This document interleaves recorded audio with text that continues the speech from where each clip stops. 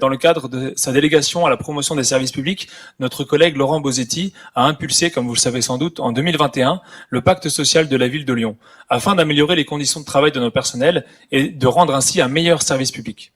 En 2022, il soumet cette fois-ci, à notre avis, un autre document d'orientation stratégique, le pacte de la ville de Lyon en faveur de la qualité de service aux usagers, afin d'affirmer ou de réaffirmer le lien humain indispensable entre citoyens et administration dans notre politique d'accueil.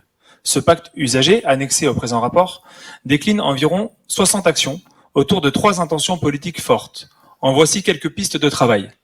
La première est l'accessibilité aux services publics.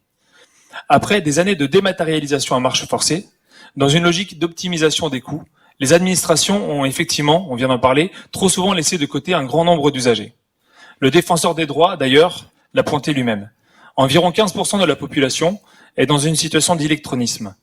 D'autre part, même les personnes connectées sont près d'un tiers à abandonner leur démarche en ligne face à ce qui relève souvent du casse-tête numérique.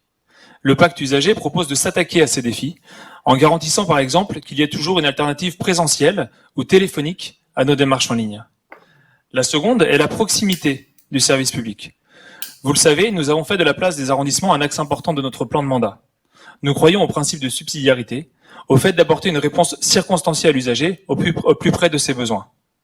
Aussi, le pacte usager propose de renforcer l'appui des directions centrales aux élus d'arrondissement pour une action publique davantage déclinée en proximité. D'autre part, nous avons commencé à renforcer les équipes des arrondissements dès le début du mandat. Enfin, la dernière est l'adaptabilité du service public. Nous mènerons en effet des enquêtes écoute usagers sur les services publics du quotidien pour répondre aux attentes des Lyonnaises et des Lyonnais sur nos crèches, nos accueils de loisirs, nos piscines, nos bibliothèques, nos parcs ou encore nos accueils en mairie. Nous donnerons aussi la parole à nos agents en tant qu'artisans du service public, dans une logique de symétrie des attentions.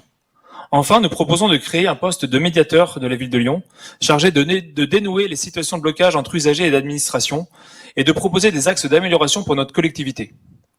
Mes collègues de Lyon en commun et moi-même nous réjouissons de ce document d'orientation en faveur des usagers du service public. Il remet l'humain au cœur de notre politique d'accueil, loin des injonctions à la modernité, à l'optimisation des moyens ou même au dogme de la dématérialisation. Gardons-le à l'esprit, le service public n'a pas attendu la Start-up Nation pour être moderne. Par l'humanisme qu'il incarne, par son accessibilité à toutes et à tous, par son attention envers les plus fragiles, le service public s'inscrit plus que jamais dans les besoins de notre époque.